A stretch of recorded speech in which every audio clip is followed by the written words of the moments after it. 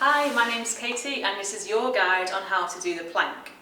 So the plank is working predominantly the core muscles structured around the spine, and this is how you do it. So you get down onto the floor and you want both forearms out in front like this. Get onto your toes, have the spine neutral, so head slightly looking down, and then you want to hold it as still as you can. What you don't want to do, you don't want to have your bum raised up too high, or it doesn't want to be too low, so it should be somewhere in the middle, and instantly you'll feel that working throughout the abdominal muscles, and you just hold it there. And that's your guide on how to do a plank.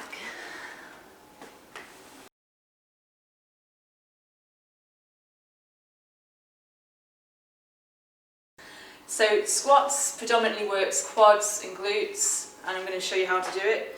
So you want your feet just to be shoulder width or a little bit wider, toes pointing forwards, nice straight posture, and the first thing that you'll do is hinge with your hips. So you're going to push back through your hips and then knees will follow. And you want to try and get parallel to the floor and then come back up nice and controlled. So on the way down, nice and controlled, coming up nice and controlled. You can have your hands here, you can have your hands like this, doesn't matter, it's up to you. I just like to have them like this. So just do a couple more. Just make sure that your knees are nice and stable, so we're not bending our knees in like this, or we're not bringing them too far out. Just nice and stable, nice and controlled. And that's your guide on how to do a squat.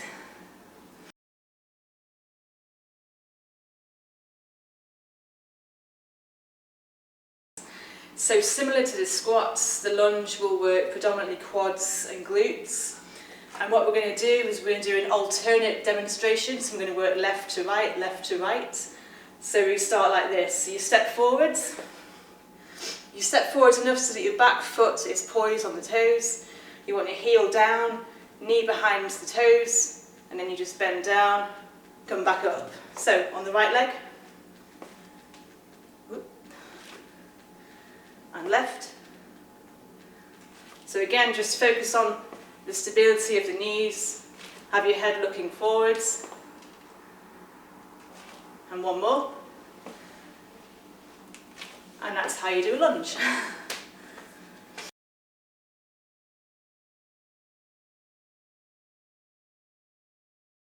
So a star jump, you can either do it one of two ways. So we can start low in a bit of a squat position like this, hands in front, and then jump and make a star shape. Alternatively, you can do a jumping jack, which is a little bit easier, where you just step out and lift the arms up by your sides. So, star jump, starting low, make a star shape,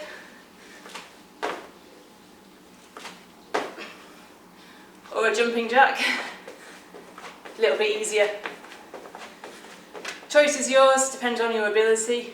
You can give both of them a go if you want to, but that's how you perform a star jump.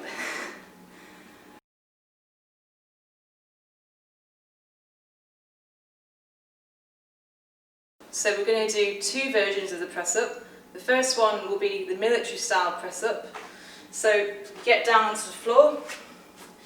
You want your hands just outside shoulder width, and then the feet should be about hip width. And then just have your head looking down slightly, spine nice and neutral, and then you're going to bend at the elbows, lower yourself so that your chest touches the floor, and then extend the arms back up again. So down, chest to floor, full extension of the elbows, and that's how you do a military style press up. The adapted version involves using your knees as stability. So you're going to get onto your knees. If you want to cross your feet behind you, you can. Same kind of stance with the hands, so just outside shoulder width. Keep your bum down and just lower your chest to the floor.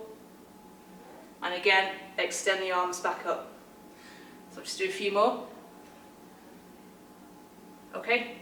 So try and avoid the temptation of putting your bum out and going like this. Okay, that's not a press up. So bum down, chest to floor. And that's how you perform a press up.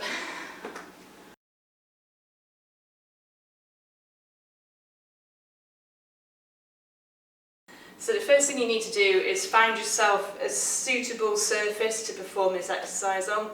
I'm using this block, but you can use a bed, you can use the edge of a chair, a couch, just something that's quite solid. And the first thing you're going to do is put your hands over the edge of the ledge, just around shoulder width, and then inch forwards onto your heels, legs are straight, and then all you're going to do is bend at the elbows, so you dip right the way down and come up again. So the bigger the range of movement, the better it is for the exercise. So we're working the triceps, which are the muscles at the back of the arm throughout this exercise. So you really want to try and get as low as you can and then fully extend yourself back up. And that's how you perform a tricep dip.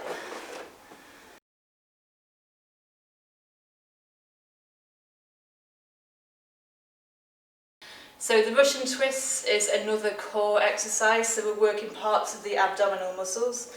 And the best way that I like to do it is you sit down on the floor, raise your legs up, hands together. You can use a weight if you want to, or some sort of object, but your hands is fine as well. So hands together and then twist side to side like that.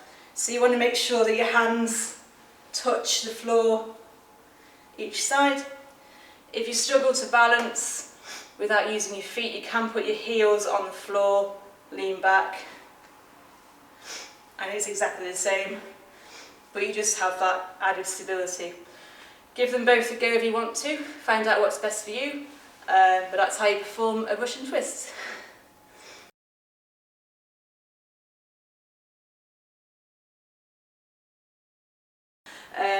The limitations of this exercise is not everyone has big enough space to be able to do it continuously. So I'm going to show you how to do it in one spot. So what you do first, stand with your feet shoulder width, hip width apart.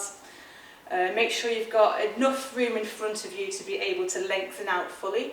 So what you're going to do, you're going to bend forwards at the hips, hand on the floor, you're going to walk out forwards,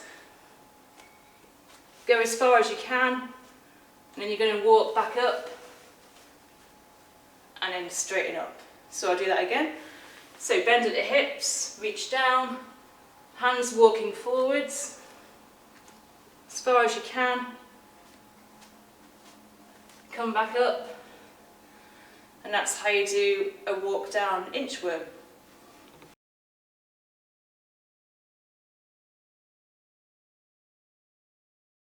So the squat jump exercise predominantly works quads and glutes, or most of the leg muscles. The difference between a squat and a squat jump is you're going to add a big jump after each squat. So what you do, stand with your feet about shoulder width, have your head looking forward. You're going to start by bending at the hips, knees follow, thighs parallel to the floor, and then from there you're going to jump and land. So once again, squat down, jump and land. Squat down, jump and land. It's important that when you land, you have your knees flexed slightly, so you don't want to be landing with your straight legs, because that's going to hurt your knees quite a lot. So just flex the knees slightly when you land. So again, squat down, jump, land with your knees slightly bent. And that's how you perform a squat jump.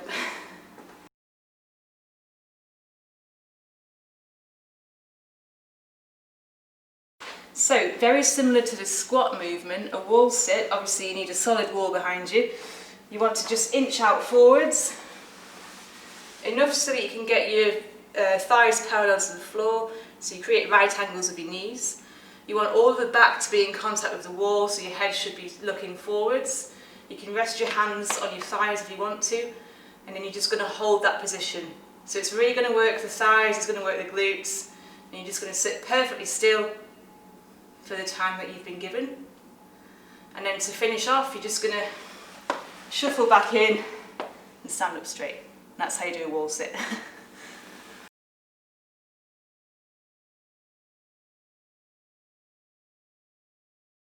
Now, love them or hate them, a burpee is a really good exercise to work the full body.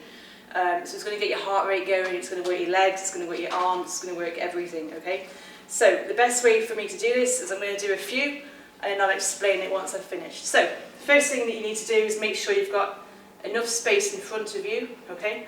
So stand with your feet shoulder width apart, and then what you're going to do is you're going to come down, chest touch the floor, and jump up. So, I'll do it again. Start position, chest touch the floor, jump up.